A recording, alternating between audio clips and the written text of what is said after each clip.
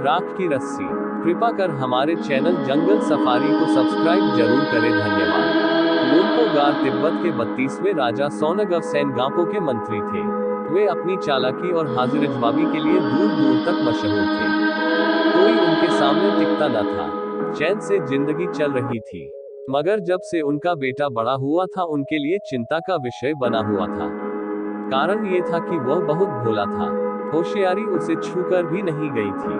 लोम्पो गार ने सोचा, मेरा बेटा बहुत सीधा साधा है, मेरे बाद इसका काम कैसे चलेगा। एक दिन लोम्पो गार ने अपने बेटे को 100 भेड़ें देते हुए कहा, तुम इन्हें लेकर शहर जाओ, मगर इन्हें मारना या बेचना नहीं। इन्हें वापस लाना 100 जौ के बोरों के साथ, वरना मैं तुम्हें घर में नहीं घुसने दूंगा। इसके बाद उन्होंने बेटे को शहर की तरफ रवाना किया। लोम्पो गार का बेटा शहर पहुंच गया, मगर इतने बोरे जौ खरीदने के लिए उसके पास रुपए ही कहाँ थे। वह इस समस्या पर सोचने विचारने के लिए सड़क किनारे बैठ गया, मगर कोई हल उसकी समझ में ही नहीं आ रहा था। वो बहुत दुखी था। तभी एक लड़की उसके सामने आ खड़ी हुई। क्या बात है, तुम इतने दुखी क्यों हो? लोम्पो गार के बेटे ने अपना हाल कह सुनाया। इसमें इतना दुखी होने की कोई बात नहीं, मैं इसका हल निकाल देती हूँ। इतना कहकर लड़की ने भेड़ों के बाल उतारे और उन्हें बाजार में बेच दिया। जो रुपए मिले उनसे जौ के 100 बोरे खरीदकर उसे घर वापस भेज दिया। लोम्पो गार के बेटे को लगा कि उसके पिता बहुत खुश होंगे, मगर उसकी आपबीती पर उन्होंने ध्यान नहीं दिया। वे उठकर कमरे से बाहर चले गए।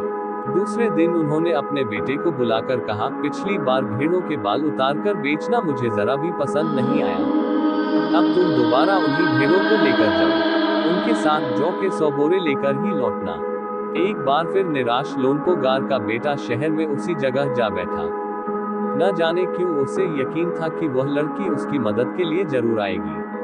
और हुआ भी कुछ ऐसा ही। वह लड़की आई। उससे उसने अपनी मुश्किल कह सुनाई, अब तो बिना जौ के 100 बोरों के मेरे पिता मुझे घर में नहीं घुसने देंगे। लड़की सोचकर बोली, एक तरीका है। उसने भेड़ों के सींग काट लिए, उन्हें बेचकर जो रुपए मिले उनसे 100 बोरे जौ खरीदे। बोरे लोम्पो गार के बेटे को सौंपकर लड़की ने उसे घर भेज दिया। भेड़ें और जौ के बोरे पिता के हवाले करते हुए लोम्पो गार का बेटा खुश था। उसने विजयी भाव से सारी कहानी कह सुनाई। सुनकर लोम्पो गार बोले, उस लड़की से कहो कि हमें 9 हाथ लंबी राख की रस्सी बनाकर दे। उनके बेटे ने लड़की के पास जाकर पिता का संदेश दोहरा दिया। लड़की ने एक शर्त रखी, मैं रस्सी बना तो दूंगी, मगर तुम्हारे पिता को वह गले में पहननी होगी। लोम्पो गार ने सोचा, ऐसी रस्सी बनाना ही असंभव है, इसलिए लड़की की शर्त मंजूर कर ली। अगले दिन लड़की ने 9 हाथ लंबी रस्सी ली, उसे पत्थर के सिल पर रखा और जला दिया।